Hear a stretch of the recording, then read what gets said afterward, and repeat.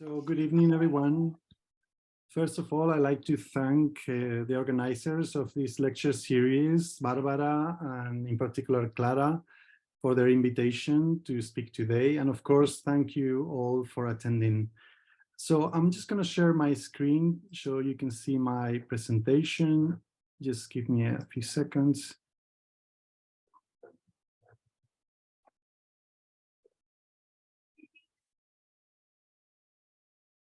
All good? Can you all see my screen? Great, thanks. So in this talk, I like to present some work that relates to a line of research that I'm developing at the moment, which concerns the history of practical knowledge in the early modern American context. This is a research project where I like to pay particular attention to issues of resourcefulness and skillful practice. And just to give you a bit of context, this interest in issues of skill and resourcefulness is closely related to my previous work as part of a research project devoted to a very important notion in the early modern period, the concept of ingenuity. This is the project that I mentioned, Genius Before Romanticism, Ingenuity in the Early Modern Art and Science, a project conceived and led by Alex Marr at the University of Cambridge. In this project, we studied the ways in which early modern ingenuity, in Spanish ingenio, functioned as a means to describe and qualify a whole range of capacities. Mental capacities like quick thinking, mental sharpness, as well as skills like the capacity to build things, the capacity to come up with inventive solutions to problems, or even the ability to deceive, to trick. An important aspect of the ways in which early moderns use this notion of ingenio is this double side of the term as A, related to mental capacities, intellectual capacities, but also B, this deeply connected embodied skills, that is, abilities that have corporeal as well as performative dimensions, like, for example, being dexterous with your hands. The focus of the project was the culture of ingenuity in early modern Europe and its manifestations in areas like the visual arts, medicine, technology, and literature. And as the project unfolded, it became obvious that the concept of ingenio was extremely relevant to the history of the Americas as well. Indeed, the notion and the language of ingenio allowed early moderns to frame and address a number of pressing issues relevant to this context. On the one hand, ingenuity informed complex discussions around the nature of this new world and its inhabitants, discussions that drew on but also challenged age-old theories about world geography, human nature, politics, and society. On the other hand, the notion of ingenio, understood as a marker of practical intelligence and in skill, informed early modern accounts of indigenous artifacts and practices, as well as other instances of practical knowledge, inventiveness, and ability. More broadly, ingenious behavior shaped the early modern experience of the Americas in decisive ways, given its significance in processes of intervention, resistance, interaction, and adaptation. To use Tim Ingold's term, this context conformed a complicated taskscape marked by pervasive displays of ingenuity. In other words, the early modern Americas was a context in which issues of resourcefulness and adaptation operated multidirectionally across all social groups. At one level, there were the considerable challenges arising from the processes of conquest and its aftermath, as reflected in the diverse, but certainly not symmetric, responses to conflict, violence, and imposition, as well as novelty, disorder, and unpredictability. As Sergei Grusinski has put it in The Mestizo Mind, and I quote, "The situation created by the conquest was not entirely sterile and destructive.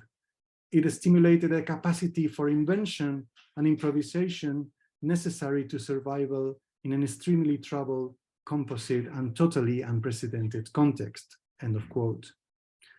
At another level, in terms of applied knowledge, this was a context that demanded and rewarded creativeness and versatility through the appropriation and adaptation of techniques and procedures in all domains, from infrastructure building and exploitation of natural resources to medical practice and warfare. In sum, the pressure to respond to these challenges, and this is the point I would like to emphasize today, sparked ingenuity across the board. Period sources record multiple manifestations of such an ingenious behavior, from ruses and stratagems intended to trick opponents to accounts of individual and collective displays of inventiveness and problem-solving abilities in the face of adversity, not to mention the astuteness of intermediaries, brokers, translators, and other go-betweens. Calling attention to these expressions of ingenious behavior is illuminating in that it highlights the often indeterminate and improvised nature of many processes of knowledge-making in this context. It's also a good reminder that creativity and skillfulness, as well as craftiness and guile, were not exclusive to one specific social group. In other words, this approach invites a reconsideration of the diverse agency responsible for these displays of ability and inventiveness, and the multidirectional nature of its appreciation and appropriation. And this is when the baquiano enters the scene as a case study in this examination of ingenious behavior and resourcefulness. Now, let me say a few words about the word itself, baquiano, with variations such as baqueano and baquiano. The origin of this word is unknown, and its etymology has been the subject of some discussion. The word baquiano is commonly associated with the figure of the guide, the expert at finding paths and shortcuts. That is, someone that is able to navigate the complexity of American geography thanks to their knowledge of tracks, rivers, mountains, and other landmarks. According to some current dictionaries, the word is still used in these terms in several Latin American countries. But in the early modern period, according to the first textual sources, the adjective baquiano was used to refer to individuals, mostly men of a European origin, who had extensive experience in life in the Americas. A man that has experience in the things and affairs of the Indies, as in the case of those who have already spent some time there and knows how life there works. This is the translation of how the Franciscan missionary and chronicler Pedro Simón defines the word baquiano in his Noticias Historiales de las Conquistas de Tierra Firme en las Indias Occidentales of 1627. In 16th and 17th century textual accounts, the word baquiano is often paired to other terms that underline this idea of the experienced individual. Baquiano y bien experto en las cosas de los indios, for example, or soldado práctico y bien baquiano en aquellas trochas. Some sources record the noun baquia to refer to the same idea of acquired experience. For example, Fernández de Oviedo will say, fue de los pobladores que acá llaman de baquia, que quiere decir viejos y veteranos. Most of these early accounts refer to a particular kind of individual, a veteran soldier of European origin hardened by the wars of conquest. However, this sense of experience, this capacity to function on the ground would eventually apply to other profiles, as the references to baquianos criollos and baquianos mestizos show. The malleability of the term is also illustrated by the increasing association between the figure of the Indio baquiano and the figure of the local guide or local expert. In this paper, I would like to explore the figure of the baquiano from a perspective that connects issues of practical knowledge, adaptation, and resourcefulness with questions like the embodied dimensions of life in the Americas. To this aim, I will focus on the early sense of the word baquiano, that is, baquiano as an experienced individual, in most cases as a war veteran. More specifically, I will examine the use of these terms in various textual sources written in Spanish during the 16th and 17th centuries, such as Pedro Simón's Noticias Historiales. Now, I'm aware of the fact that this approach to the topic involves a number of assumptions and a number of limitations. First, we need to consider the partial nature of the textual sources.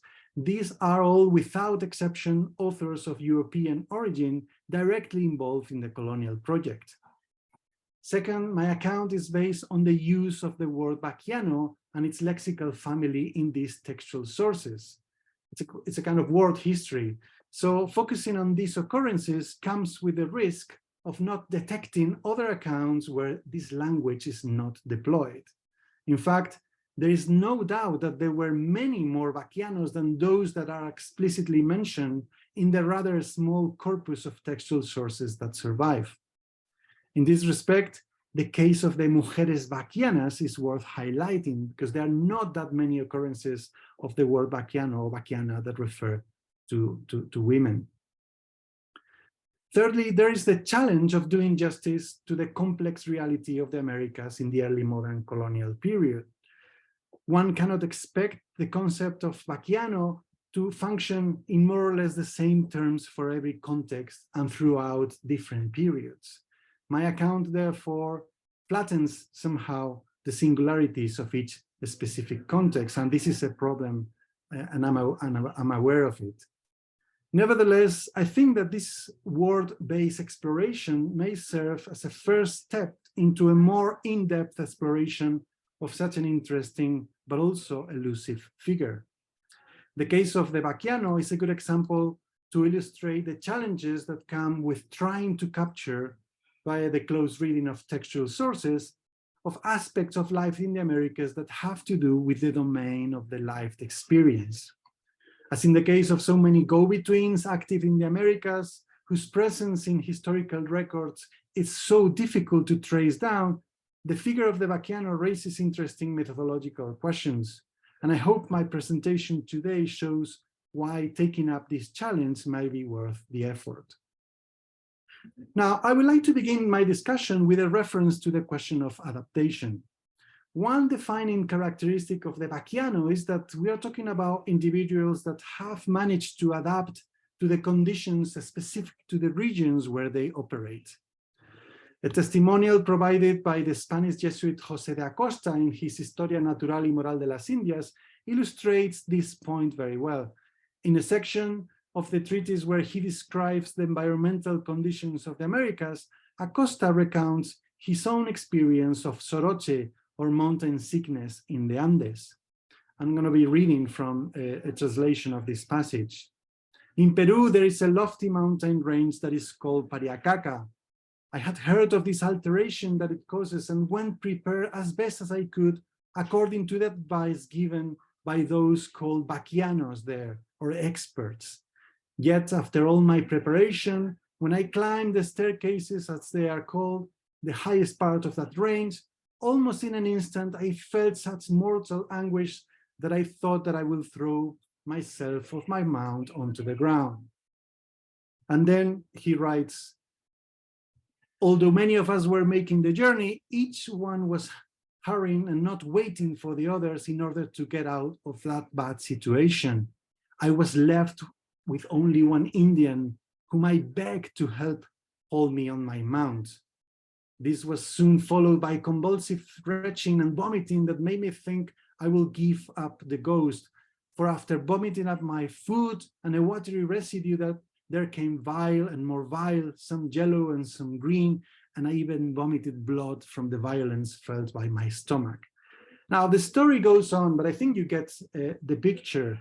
Acosta's account is an example of the various effects that the singular conditions of the Americas could have on the non-habituated bodies. In contrast, we have the figure of that solitary Indian that helps him, and there's the reference to those baquianos whose advice he had sought in the first place. Now, a consequence of their prolonged exposure to the local context, the adaptability of the baquianos is closely linked to the well-known theme of the malleability of bodies, complexions and capacities in the Americas, a theme that has been studied from multiple perspectives, including the debate about the effects on local as well as foreign bodies of factors like the climate, constellations, diet, or the quality of air. As is well known, these concerns were neither specific to the early modern era or to the American continent. They were informed by centuries-old discussions on how living in certain geographical zones had a direct effect on an individual's constitution, appearance, and character. And on the screen, I show the works, just an example of some of the works that have informed my thinking about these issues. My emphasis today is on the fact that these bodies could change, could adapt, and very much did so. As Rebecca Earle has argued in her book, The Body of the Conquistador, and I quote, "For early modern Europeans, bodily differences were real, but by no means permanent." Now, period sources often rely on the same trope to illustrate the process of transformation and adaptation of the baquiano. The comparison between the bodies and appearance of these hardened individuals and those of the so-called chapetones, that is, unexperienced soldiers newly arrived from Europe. The Noticias Historiales of Pedro Simón feature a description of the encounter between a group of veteran baquianos and a party of untried chapetones. The passage is actually rather funny. The first group is described as having thin legs, tight bellies, and long necks, their skin being of the color of roast meat cooked in a barbecue. Their clothes are those of a soldado de jornada, the kind of garment suitable to the local conditions. The chapetones, in contrast, are singled out for their fancy looks.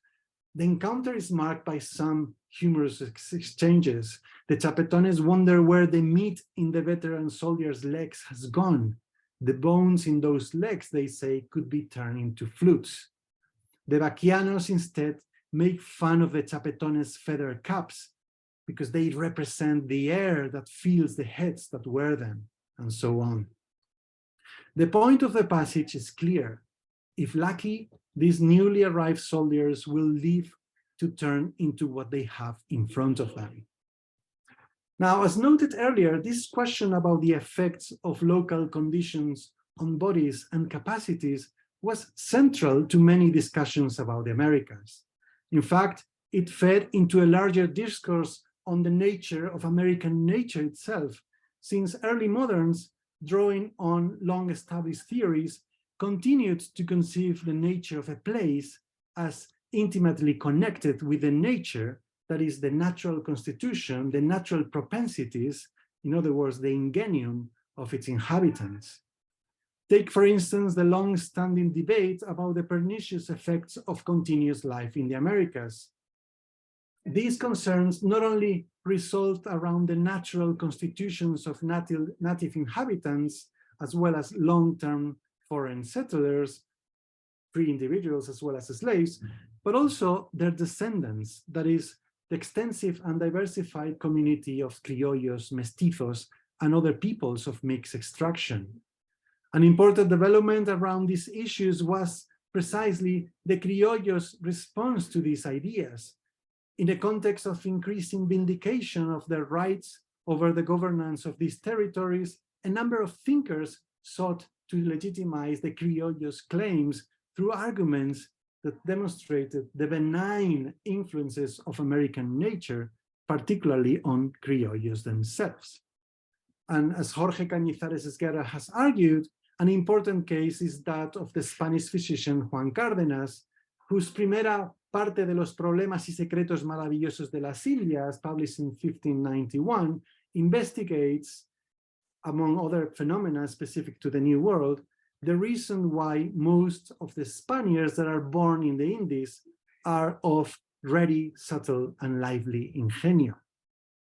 According to Cárdenas, it is the special configuration of the criollo nature, on the one hand, the temperamental qualities inherited from the peninsular lineage, and on the other, the effects of having been born and raised in the specific natural conditions of America, what would render the criollos' capacities superior to that of other inhabitants of the Americas.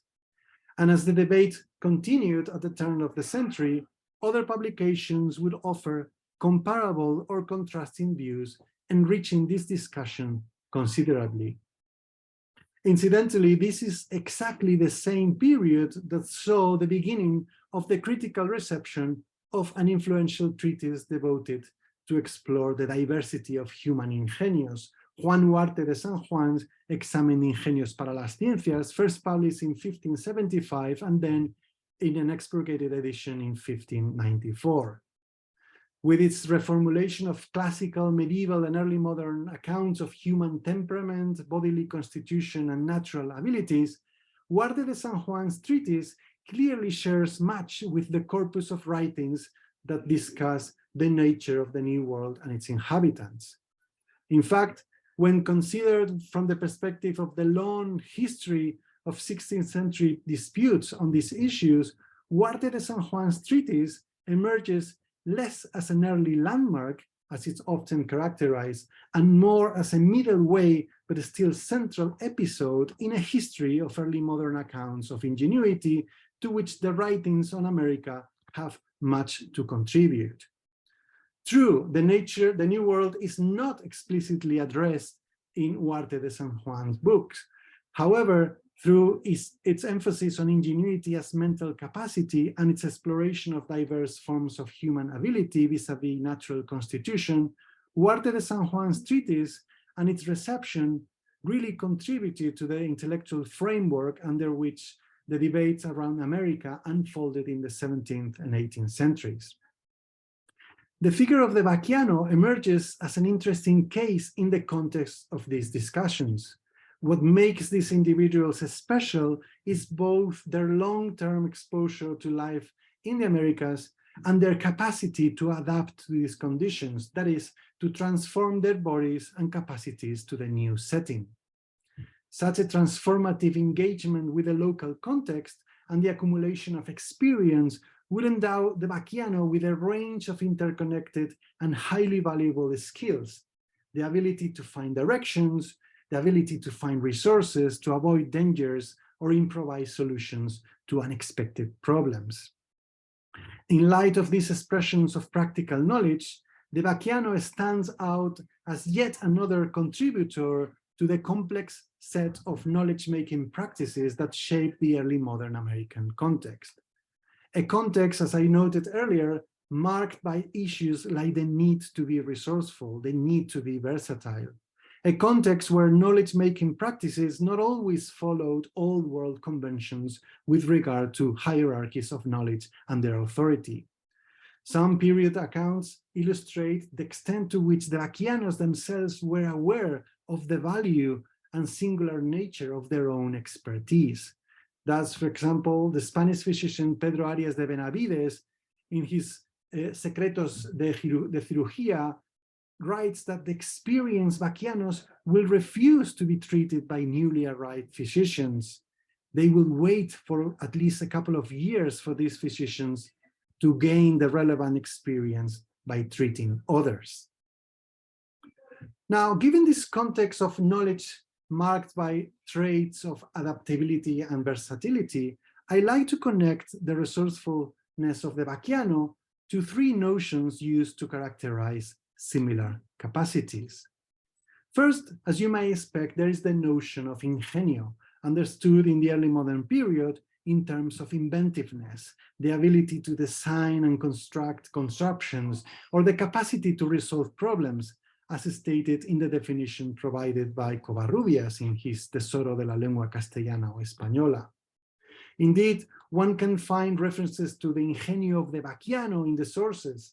Pedro Simón, for example, when describing a high-ranking soldier, says that he was a man of lucid ingenio and much baquia and experience in the things of the Indies.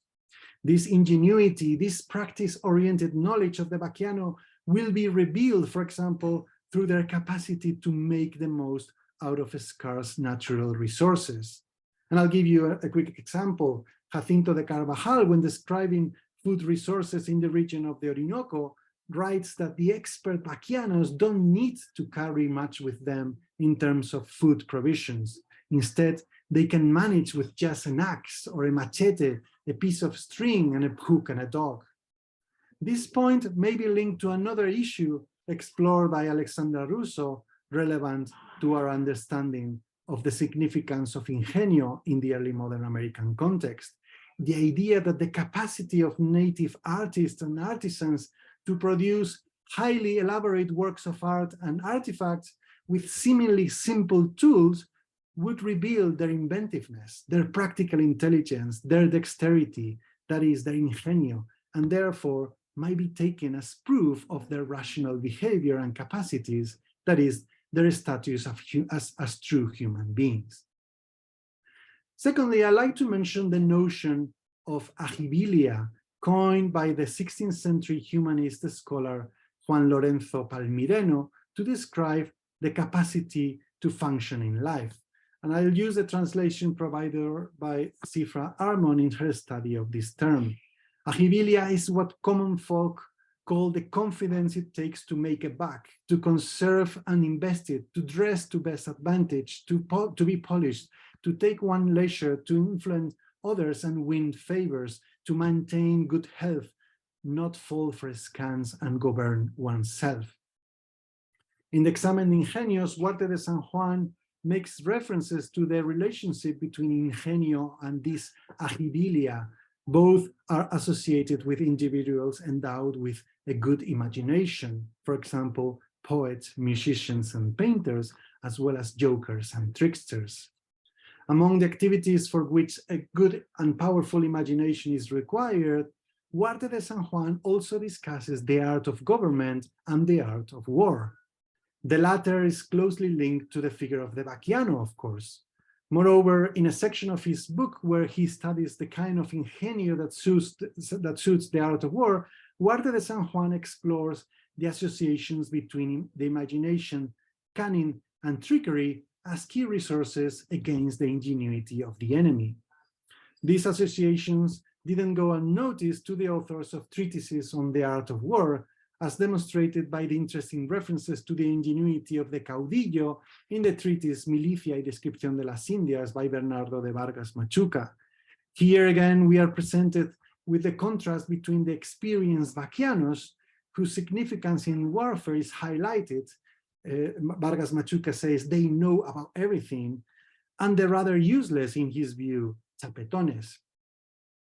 In his Noticias Historiales, Pedro Simón offers several accounts of how the practical knowledge of the baquiano is crucial when it comes to facing the enemy's traps and other dangers. For instance, he talks about a Spanish baquiano who had a particular instinto to detect this type of traps.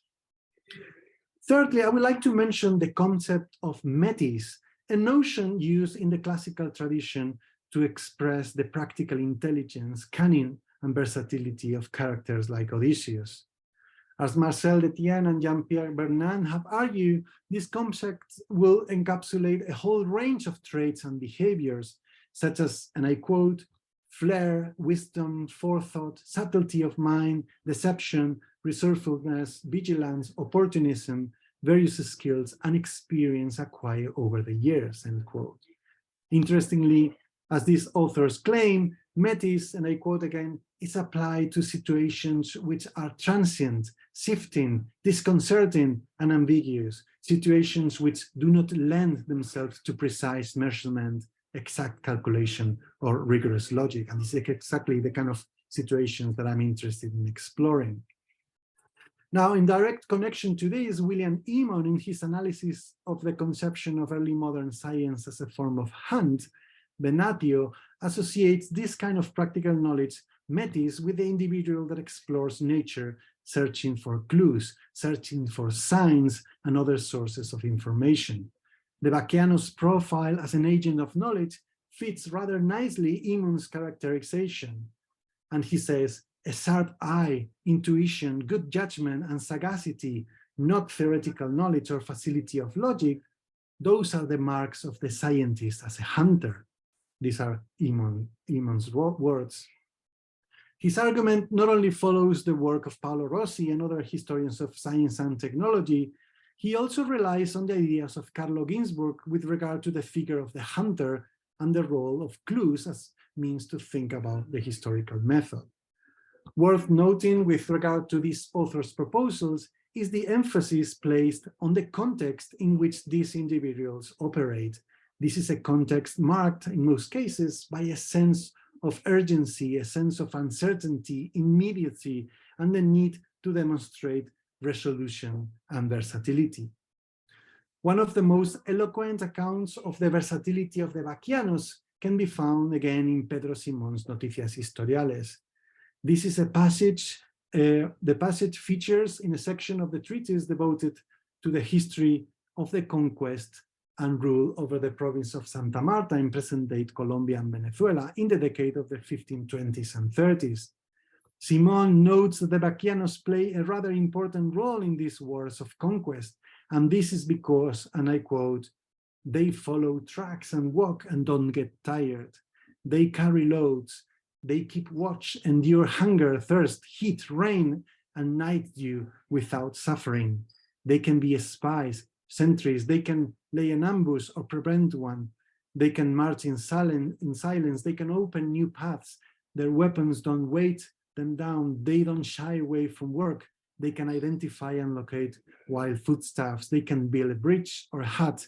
They can make their own protective coat, shield, or sandals. They fight, as is customary in these wars, and they are not frightened by the sudden and horrendous sound of their enemies' horns and howls as they launch their attack.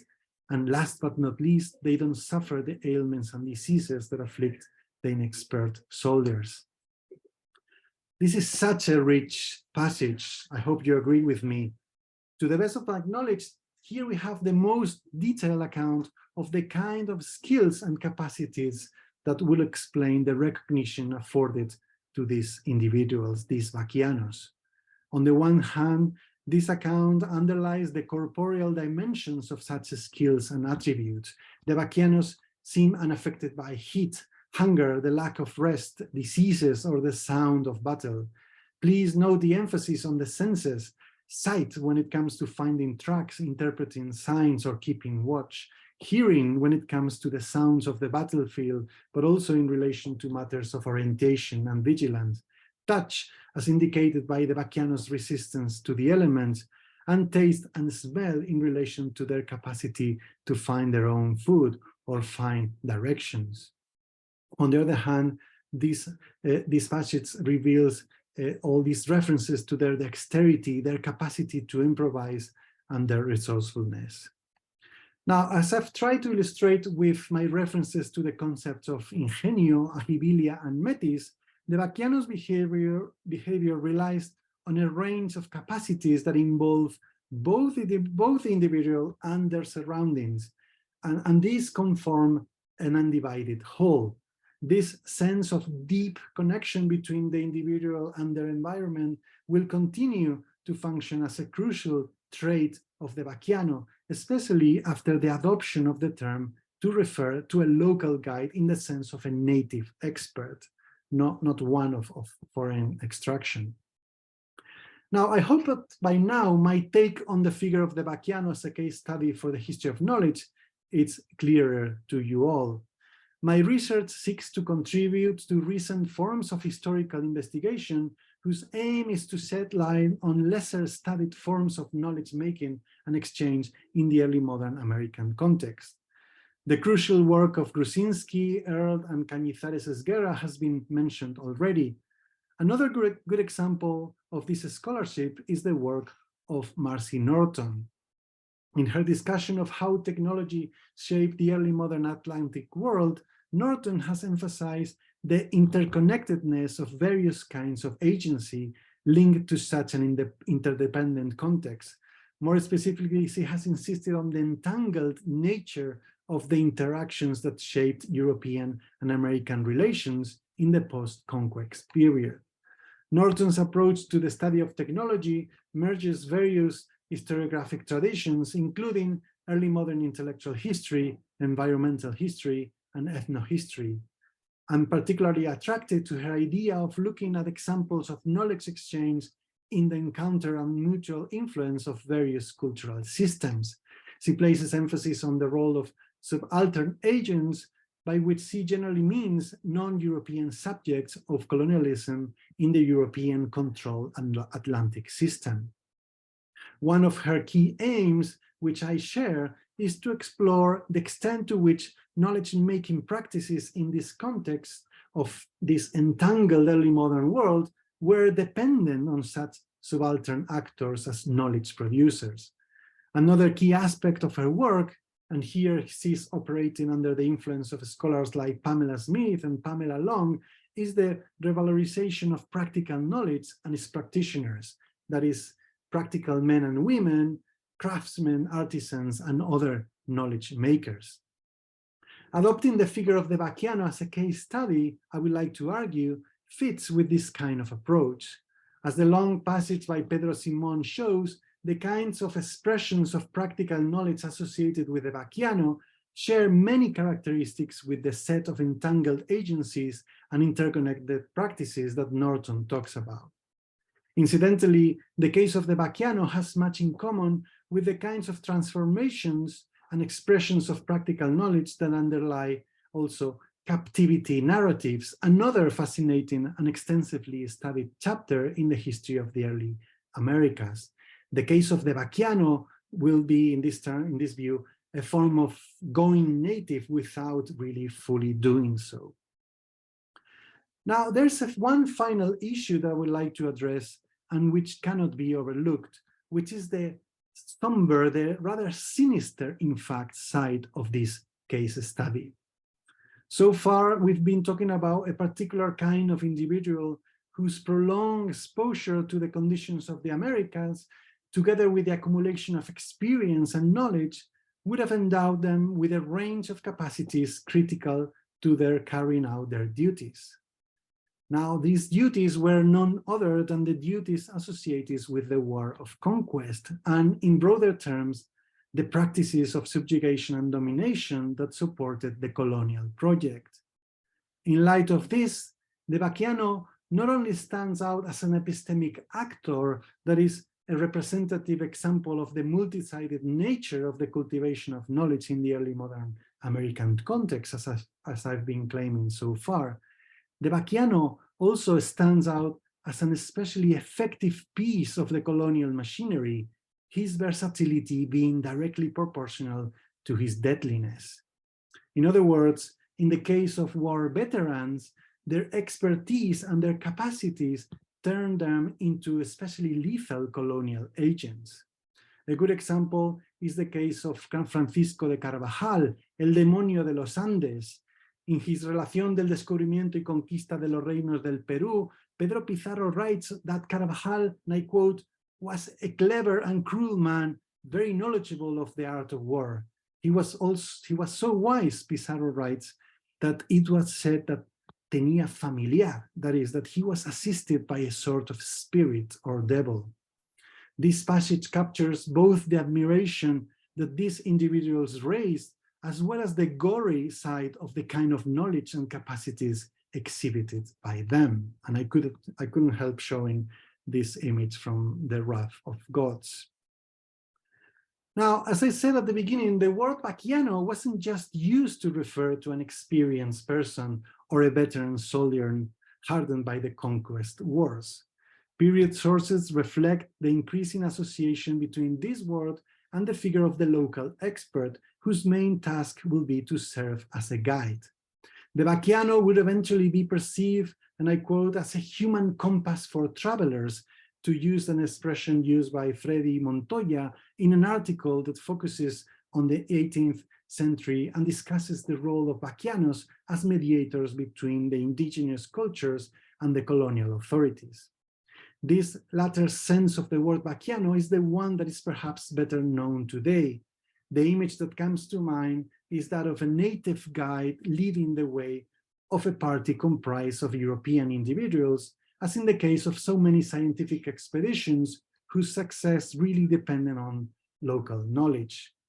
This way of thinking about the baquiano also led to the formation of archetypes, such as the one that informs the character of the baquiano in the book Facundo, Civilización y Barbarie, by the 19th century writer and political figure Domingo Faustino Sarmiento. There, in this book, the romantic and poetic sides of the baquiano are celebrated, but great emphasis is also placed on the conflict between the wild and incommensurable natural world that the baquianos inhabit and control on the one hand, and the rational and civilizing mentality on the other. Much has been written on this conception of the baquiano as a native expert. Instead, my paper has explored a lesser studied aspect of this figure's trajectory, the early association of the term with the experienced individual that has been able to adapt to life in the Americas. As I've tried to argue, the capacities of these individuals, their complexion, their versatility, their resourcefulness illustrate key aspects of the cultivation of practical knowledge in this context: the sense of indetermination, the role of chance, the need to react quickly, the need to improvise, the importance of bodily adaptation. While I hesitate to qualify the baquianos as invisible agents, to use Stephen Shaping's expression, their fate as historical figures shares many characteristics with similar kinds of mediators and go-betweens. Their presence in the sources is elusive, and the study of their contribution to matters of knowledge requires imaginative approaches. As I said at the beginning, the kind of world history that I have presented today is a first step, perhaps not too imaginative, in a much larger process. More in-depth and localized studies are needed, and the work of my dear colleague Andrés Vélez Posada, for example, is exemplary in this regard. There is, in sum, great potential in this case study for a richer account of the history of knowledge in this period. Thank you very much.